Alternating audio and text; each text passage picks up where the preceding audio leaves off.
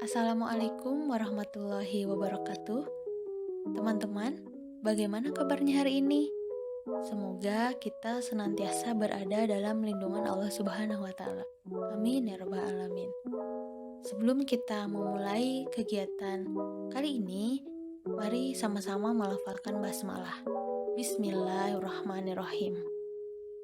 Baik teman-teman, layanan bimbingan dan konseling kali ini kita akan membahas topik tentang public speaking atau berbicara di depan umum. Tujuan dari kegiatan layanan bimbingan dan konseling kali ini yaitu supaya teman-teman mampu percaya diri ketika berbicara di depan umum. Gimana? Apakah sudah siap untuk mengikuti kegiatan selanjutnya? Baik, mari kita mulai. Baik teman-teman, hal yang akan kita pelajari pada topik public speaking ini, yang pertama, pengertian public speaking, kedua, tujuannya apa aja, kemudian ketiga, contoh-contoh public speaking, keempat, hambatan-hambatan dalam public speaking, kemudian yang kelima, tips ketika akan public speak.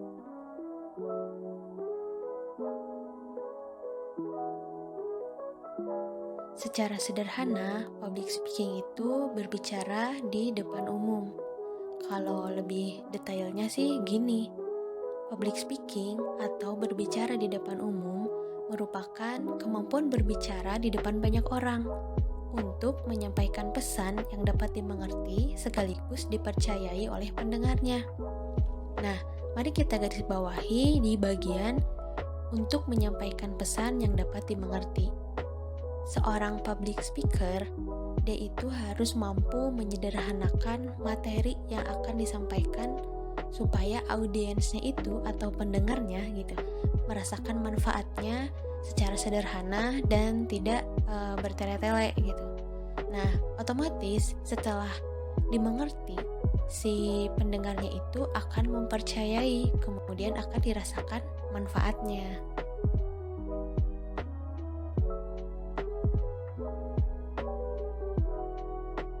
Secara umum, tujuan public speaking terdapat dua, yaitu menyampaikan informasi.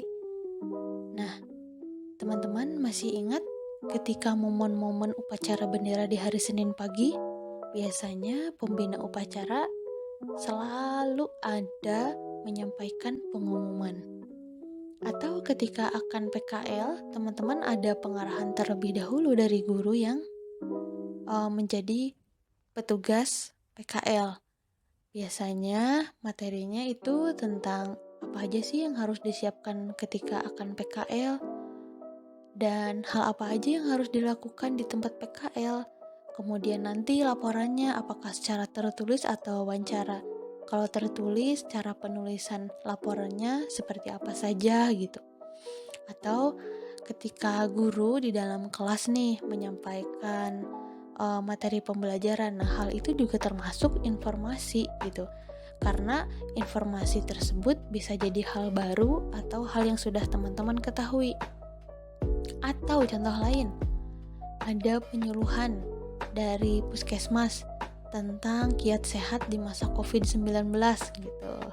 Nah, hal itu kan informasi gitu. Informasi tersebut baik informasi yang menurut teman-teman hal baru atau menurut teman-teman hal yang sudah diketahui. Hal itulah tidak mengapa sih sebenarnya gitu, tergantung orangnya. Kemudian tujuan yang kedua untuk mempengaruhi. Nah, biasanya hal ini digunakan di momen-momen akan pilkada misalkan atau pemilihan kepala desa. Biasanya ada ini dulu kampanye gitu kan, kampanye kepala desa.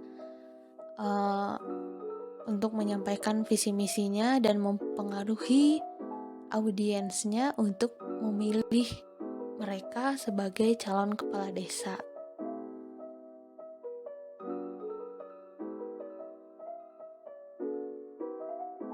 Contoh-contoh public speaking. Yang pertama, pidato. Teman-teman sudah tidak asing lagi bukan dengan kata pidato karena sering kita jumpai dalam kehidupan sehari-hari. Misalnya pidato ini digunakan oleh tokoh keagamaan atau digunakan oleh tokoh kenegaraan, misalnya presiden, atau bahkan teman-teman juga dari beberapa orang gitu pernah pidato ketika lomba, ya nggak sih, dari OSIS gitu di sekolah ada lomba pidato gitu, ada perwakilan dari tiap kelas, atau di daerahnya masing-masing ketika Maulid Nabi Muhammad SAW ada lomba-lombanya, salah satunya lomba pidato. Kemudian contoh yang kedua, moderator. Nah, moderator ini seorang pemandu diskusi yang mengatur berjalannya suatu diskusi gitu. Contoh yang ketiga, presentasi. Ketika teman-teman ada tugas dalam bentuk kelompok untuk membahas suatu materi dalam mata pelajaran tertentu gitu, ada 3 orang tuh. Biasanya kan ada moderator, ada pemateri, dan ada notulen. Tuh kan, dalam presentasi ada kaitannya dengan moderator. Kemudian contoh yang keempat, pembawa acara atau MC. Biasanya sering dijumpai di upacara bendera, hari Senin pagi, 17 Agustusan gitu. Atau pembawa acara di acara pernikahan, pembawa acara di peresmian suatu gedung gitu. Pasti teman-teman sering menjumpai. Kemudian contoh selanjutnya, sales marketing. Nah, ini nih yang menarik gitu. Seorang sales bertugas mengenalkan produknya ke calon pembeli atau audiens gitu. Dan gimana caranya produk tersebut bisa dibeli oleh calon pembelinya atau audiensnya gitu. Maka perlu teknik-teknik khusus ketika menjelaskan suatu produk yang dibawanya tadi supaya dikemas dengan bahasa-bahasa atau gaya bicara yang menarik gitu.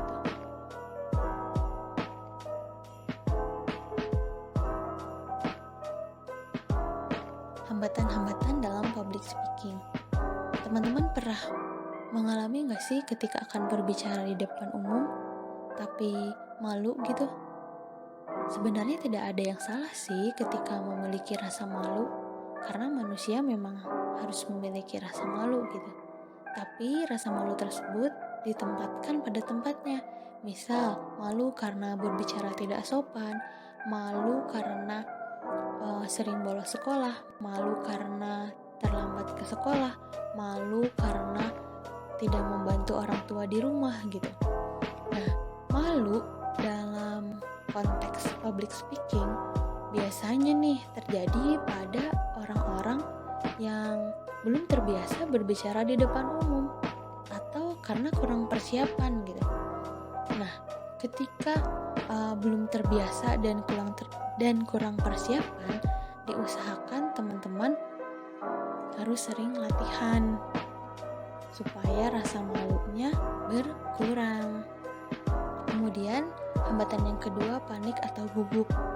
Biasanya ketika sudah berada di depan audiens atau di depan pendengar gitu, biasanya akan muncul hal-hal yang tidak mengenakan gitu, respon-respon terhadap kondisi tubuh kita. Misalnya sakit perut padahal tidak sedang ingin buang air besar, keringat dingin, kemudian tangannya gemetaran, lututnya lemas gitu, sedang berdiri tapi berasa ingin selonjoran gitu karena gak ada tenaga saking paniknya gitu. Atau yang bisa terlihat oleh orang lain itu wajahnya menjadi pucat, bibirnya juga sama pucat karena menahan rasa panik atau gugupnya tadi. Atau hambatan yang ketiga karena trauma nih.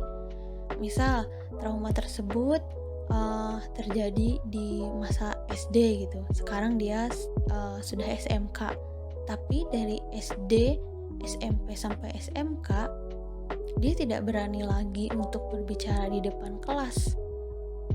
Sejak kejadian ditertawakan oleh teman-temannya, kemudian diejek, kamu mah ngomongnya terbata-bata, ah nggak ngerti dijelasin sama kamu, misalkan kayak gitu. Hal itu tentu akan menjadikan trauma, tapi bisa disembuhkan secara perlahan dengan memberanikan diri gitu untuk berbicara di depan umum, baik dalam konteks apapun. Kemudian hambatan selanjutnya karena tidak percaya diri.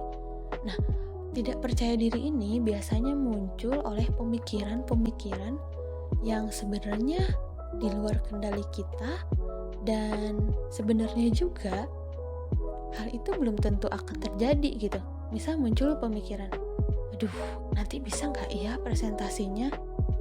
Nanti orang-orang kalau ketawa gimana? Nanti kalau misalkan orang lain nggak suka sama gaya pembawaan aku gimana gitu. Nah, daripada menyibukkan diri berpikir hal-hal yang negatifnya orang lain terhadap kita gitu, sehingga memunculkan tidak percaya diri, lebih baik persiapkan diri sebaik mungkin untuk latihan dan menguasai materi yang akan disampaikan nanti, supaya hal-hal tersebut bisa tidak terjadi apa yang kamu pikirkan tadi.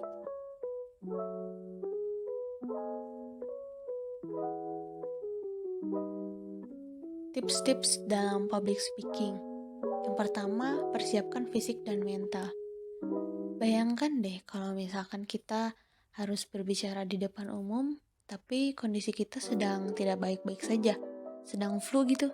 Nanti suaranya akan serak-serak basah, atau sedang pusing, sedang sakit kepala. Tentu hal itu akan menyumbang sedikit menurunnya konsentrasi pada momen itu gitu. Kemudian persiapkan mental harus siap banget sih ini, siap berbicara di depan umum gitu. Yang kedua, kenali audiens. Ini penting banget karena kita harus tahu nanti akan berbicara dengan siapa, kemudian dari kalangan mana gitu. Kalau misalkan kita sudah tahu, kita akan mudah untuk tips selanjutnya mempersiapkan materi. Kita akan mudah menyiapkan materi, misal ketika audiensnya remaja dan membahas tentang kematian yang serius banget gitu. Pasti remaja-remaja akan cukup bosan dan jenuh sih, karena pasti mikirnya gini,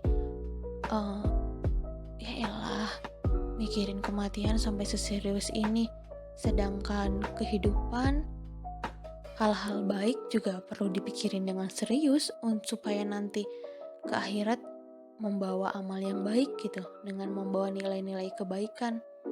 Beda lagi ketika teman-teman berbicara di hadapan audiensnya orang tua yang sudah lansia, akan sangat tepat ketika membahas kematian gitu.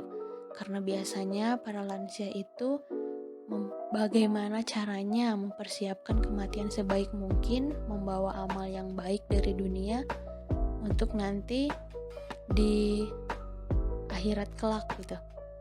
Dan gaya bahasanya juga tentu harus disesuaikan ya. Kalau misalkan teman-teman gayanya bilang gue elo di hadapan remaja, itu masuk sih gitu. Tapi kalau misalkan di hadapan orang tua, di hadapan lansia, gaya bahasanya gue elo, itu benar-benar nggak masuk sih teman-teman. Kemudian yang selanjutnya, latihan secara berkala. Latihan, terus menerus latihan sebelum hari H. Karena apa? Karena kadang nih kita sudah hafal tentang materi yang akan disampaikan, tapi kok mentalnya belum siap untuk berbicara di depan umum. Nah, bisa latihan di depan kaca atau latihan di depan keluarga gitu, di keluarga inti maupun di keluarga besar. Itu sangat membantu gitu. Yang selanjutnya, amati tempat. Nah, amati tempat di sini, misal nanti acaranya akan dilaksanakan di dalam ruangan, di suatu gedung atau di luar ruangan gitu. Kemudian ada mic-nya enggak gitu. Kalau misalkan ada mic kemudian di depan, kemudian di dalam ruangan, tentu nada bicara teman-teman itu harus jangan terlalu teriak-teriak gitu, harus harus diperkecil supaya nanti audiensnya juga tidak merasa terganggu karena suaranya terlalu kencang misalkan. Beda lagi kalau di luar ruangan.